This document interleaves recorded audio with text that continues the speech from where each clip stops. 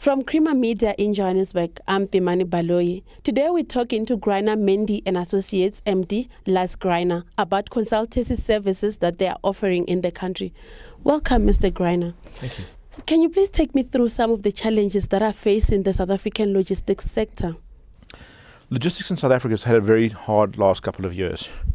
There are now no longer any ships registered in South Africa, and in fact the skills that come with having ships and ships captains are dying. We have a whole generation of educated, experienced ships captains whose skills have not been tapped into. They are now finishing their careers, and there's very little coming through afterwards. As a whole sector, South Africa for the last 20 years, in fact even during the apartheid years, was very inwardly focusing. And generally when you talk logistics in South Africa today, people are not aware of international trade, they're not aware of Incoterms, and most of the time they think trucking. These are real challenges in a world where South Africa is expanding. South African companies are looking further and further afield into Africa and beyond, and they need to get involved in more than just the trucking. They need to procure internationally, which means knowing international Incoterms. They need to transport to other countries. They need to look for effective supply chains, how to deliver cost effectively anywhere in the world. So what are some of the measures that you suggest to put in place to mitigate some of these challenges? At Greiner Mendi, we like to look at the supply chain as a whole. We need to optimize the entire supply chain, looking from the procurement all the way through to delivered on site. Too often projects think that they're outsourcing the risk by letting the supplier deliver to site. In actual fact, not only are they keeping the risk under the Incoterms themselves, they're actually increasing their risk because they're giving away control of the movement. They're giving away control of the insurance. Most project companies have good insurance policies with reputable insurance companies. Yet they choose to buy on a CIF term, which is cost insurance freight, giving the insurance to a insurance company that they don't even know or potentially deal with. That's one aspect of what we like to look at. We like to look at the whole thing and say, where can we make your supply chain more efficient? Where can we really reduce your risk? And where can we absolutely reduce your cost? Okay, you've mentioned a perceived gap in this sector, and this is what led to you forming this company. Please talk me through the idea behind the formation of the company and what services you're looking into providing. We provide a supply chain consultancy aimed specifically at projects, but we offer it across the board. The concept came into being really by the fact that there is an inherent conflict in the way projects are done from a logistical point of view. Projects today work on a time-based principle. Engineers are paid per hour. The project looks at a time frame for the project, and a particular schedule is agreed with milestone payments according to performance on the project, and bonuses or penalties charged in line with that performance according to the schedule. Even the suppliers who are supplying to a project sign contracts to deliver by a certain time, again with penalties incurred. The only section of a project today that is not time-based is the logistics sector. The logistics sector is transactionally based. Logistics companies take a portion of the transport solutions that they sell you as their income.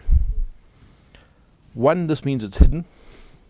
Two, it means that it's not always in their best interests to optimize the project. They're interested in how many movements they can give. They're interested in how much cargo. They're not that interested in the time. This creates an inherent conflict that's very visible, where you're seeing constantly a conflict between the project itself and the logistics companies who are trying to marry this up. And it's this gap that Greiner Mendi intends to fill. What we will do is we will offer a logistics management on a time-based scale, but with our extensive logistics experience, we can know where the key points are, what the crush points are, keep our fingers closely on it. There are no more hidden costs. The client knows, all going well, these are the costs up front on an hourly basis. In no way are we deriving any income for our company from the actual transactions taking place. Thank you so much, Mr. Greiner. We're now talking to Greiner Mendi Associates Director, Napo Ramudivedi, about the consultancy services that the company is offering in South Africa and Africa as a whole. So, Mr. Ramudivedi, tell me what sets this company apart. Take me through some of your expertise with your partner and the companies that you've partnered with to offer the services. Thank you very much, Piman. I think we're in an interesting time at the moment where there's quite a bit of development going on, both in South Africa as well as the rest of the African continent. And a lot of this is infrastructure related. Some of it is power related or energy related. And as a consequence, you have a lot of logistical movement. A lot of particularly project goods coming into the country, heavy lift cargo, that sort of thing. The advantage that we have and the space that we play in is that we have, one, a very solid understanding of the industry, very, very solid knowledge of both the logistics side of the industry, including your rail, trucking, aviation, and particularly shipping. And so in that sense, able to offer a holistic solution which is well-rounded and which comes from people who understand the industry intimately well. My partner, Lars Greiner, is very well known in the logistics space, and until recently headed up the logistics at one of the larger EPCs in the world. From my end, of course, I was at one of the top law firms working on shipping based down in Cape Town. So from a shipping law perspective, as well as from a general logistics perspective, both legally as well as hands-on in terms of Lars's background, we make a good fit in terms of the team. We also have with us Captain Peter Greiner, who has been a master mariner for many years and has got a lot of experience, both offshore working on vessels as well as onshore in ship management and chartering and brokerage and that sort of thing. So I think having a partner like that who understands solidly the industry globally, but also brings that sort of experience in terms of knowledge, intimate knowledge of the space where you're playing, being South Africa, SADC, and of course the rest of the continent, is very important. In terms of a technical corporate partner, we've partnered with Central Oceans, who are very well known, particularly in the Asian markets. They're Hong Kong based, reputable player and owner on the chartering side, and also in providing some of the similar solutions that we provide. So we're able to pull from that global base as well. Although we are a South African company, proudly South African company, very well located on the African continent, we do have that global base, which gives us the strength. Yeah. Also, take me through some of the trainings that you offer. You've mentioned that there's a lot of skills in terms of people delivering the services. What training offerings do you have? Yeah, coming from a very niched field, that being maritime law. By profession, I'm a maritime lawyer. And Lars, of course, himself having a very strong shipping and logistics background. We're extremely compassionate about the lack of skills currently in that space. So there are two aspects to that. One is towards our clients. We're very committed in terms of transferring skills to our clients.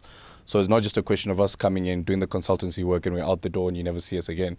It's a question of us ensuring that when we are in to do work with you as a client, by the time we leave, there's a remarked improvement in the sort of skills transfer that we've done in understanding and intimate knowledge of the industries that we play in. The second aspect is from our own internal view, and that is insofar as possible where we can to bring in people in projects that we take on as part of our consultancy team, and where we can do the skills transfer and the knowledge transfer. There has not been as much focus as there could have been on skills in these niched fields. And we find that where there has been, you don't get a corresponding amount of focus on the actual physical hands-on work. So we're looking to bridge that gap. So we appreciate the work that's being done by your TTAs and the other CTAs, and of course entities like SAMSA, the South African Maritime Safety Authority. But they can only do so much, and it's theoretical. When people come out, they need to have the hands-on project experience.